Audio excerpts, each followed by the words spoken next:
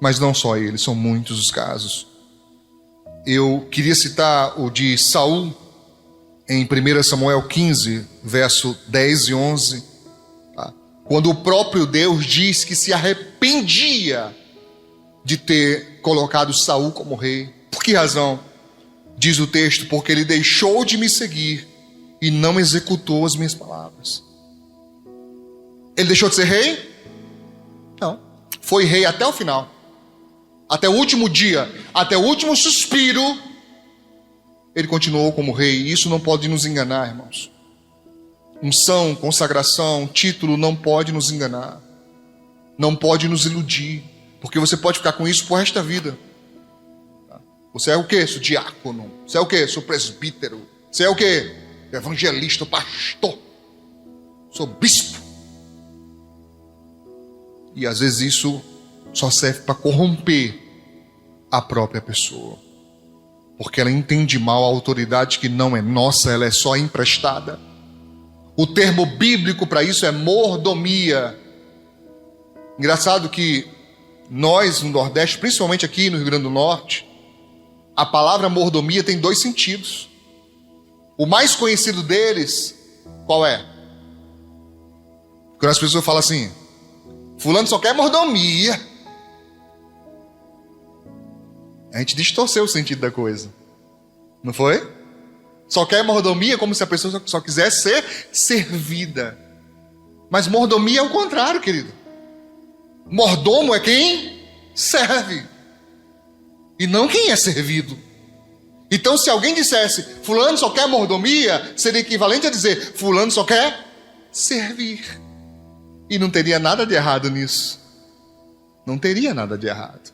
Mas aqui nós falamos o contrário. Nós dizemos só quer mordomia no sentido de só quer vida fácil, só quer vida boa, só quer sombra e água fresca. Mas está errado esse sentido, tá, irmãos? Mordomo é quem serve. E o pior, serve debaixo de autoridade. Ele está no meio, o mordomo. Ele tem conservos que estão abaixo dele e tem o Senhor acima dele. E ele tem que administrar as duas tensões. É difícil. É muito difícil. Está entendendo? Saul se perdeu.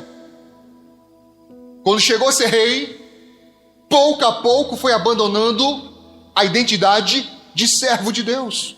Até o dia em que ele decidiu não obedecer e ainda teimou com o profeta dizendo que estava certo. Isso é muito sério. Isso é muito perigoso. Tá claro? Eu queria que você lesse comigo em João 13, versículo 16 e 17. Jesus disse: na verdade vos digo que não é o servo maior do que o seu senhor, nem o enviado maior do que aquele que o enviou. Irmãos, eu digo isso a exaustão e tem gente que não entende. E o pior, esses não são nem os piores, tem gente pior, os que entendem errado, os que não entendem e os que entendem errado. Porque os que entendem errado acham que eu estou dizendo que eu sou maior que eles. Não entendem. O texto não está dizendo isso, irmãos. O ensino de Jesus não está dizendo isso, pelo contrário. Jesus foi taxativo em dizer, lê os versículos anteriores, eu não tenho tempo agora. Ele foi taxativo em dizer: quer ser o maior? Seja o que vos serve.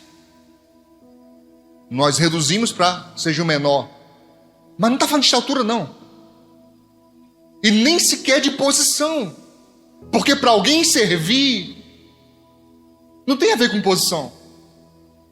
Pergunta para a pastora: eu fui pregar esse mês algumas vezes em algumas igrejas e me chamou a atenção o trabalho desenvolvido pelo pessoal lá da Assembleia de Deus Madureira. Preguei em Pitangui, preguei Vale Dourado, preguei na Catedral das Assembleias de Deus e preguei em Parnamirim. Só esse mês agora, foi assim para baixo. E o que me chamou a atenção, uma cultura deles: servir. Pergunta para a pastora. Lá em Parnamirim, o vice-presidente da igreja parecia um garçom, irmão. Literalmente parecia um garçom. Pastor, quer água? Pastora, quer água? Pastor, quer mais isso? Pastor, já estava constrangido, já estava com vergonha já. Eles perguntam muitas vezes a mim, eu fico com vergonha. Quer mais alguma coisa? Tá bom aqui. Tudo, irmãos, cuidado. Então, vice-presidente da igreja. Mas um sentimento de servo. Achei lindo. Achei lindo. Quando encontro pessoas assim, eu falo, Jesus, eu queria ser assim também. Me faz ser assim. Ter esse prazer em servir aos outros. Por isso é que eu digo aos irmãos que eu me chateio quando algumas pessoas falam assim, pastor, eu passei esse problema todo, eu nem falei com o senhor para não lhe incomodar. Eu falei, mas olha aí, querendo tomar meu serviço. Meu filho, eu fui chamado para isso, eu decido se eu tenho um tempo ou não tenho um tempo, se eu estou cansado, se eu não estou cansado, se eu posso ou se eu não posso. Eu decido, não tome isso de mim, porque isso faz parte do meu chamado. Ensinar e orientar faz parte, sempre fez parte do meu chamado. Então quando vier na sua mente, não vou conversar com o pastor não, porque misericórdia, meu Deus do céu, pastor, passa o dia todo ouvindo problema dos outros. Acha pouco, vai trabalhar com isso, também ouvindo problema do povo. Outros, acha pouco, ainda abre o número para quem quiser, número aberto aí para quem quiser pegar. Você tem ideia de quantas mensagens eu recebo, irmãos? Quando você mandar mensagem para mim, quando eu te responder, por favor, entenda, eu recebo centenas de mensagens. Acredite, irmãos. Tem dia que eu fico assim, ó. E um monte que eu não respondi. O Juninho até me ensinou um dia que tem um negócio que mostra lá, eu nem tenho que decorar de novo esse negócio. Porque tem gente que fala assim, pastor, faz 2 dias que eu mandei mensagem, você não me respondeu ainda. Eu falei, tá lá para baixo. São centenas, e agora na campanha, você não tem ideia, disparou, meu filho. Um monte de gente, que eu mando material para a pessoa ser abençoada. Aí Deus fala com ela, aí a pessoa vai lá no meu privado, pastor, glória a Deus, amém. Amém, mas é uma mensagem a mais. Aí se 10 pessoas fazem a mesma coisa, 10. Se 40 faz, 40. Você não tem ideia de quantas são não, meu filho. São muitas mensagens, mas eu amo fazer isso. Sabe qual que eu não gosto? Ligação. Pode perguntar à minha esposa. Pensa uma pessoa ruim de ligação, sou eu. Detesto ligação, nunca gostei. Mas depois que inventaram o WhatsApp, que é só... Ou então, manda um áudiozinho e depois a pessoa escuta, eu respondo, meu filho. Eu gosto disso. Amém? Mas você ainda mantém sua identidade de servo? Você ainda mantém isso? De servir uns aos outros? Por favor, me ajude perguntando aos seus irmãos, qual foi a última atitude de Jesus no cenáculo antes da Santa Ceia?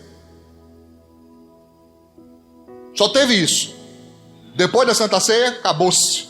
Foi para o jardim, de lá foi preso. Qual foi a última? Fez o quê? Lavou os pés dos discípulos. Aí ele diz, eu estou dando exemplo. Se eu estou fazendo, vocês também devem fazer. Então ele diz, irmãos, que o servo não é maior. Então ele está protegendo, dizendo, não deixa não o orgulho entrar não.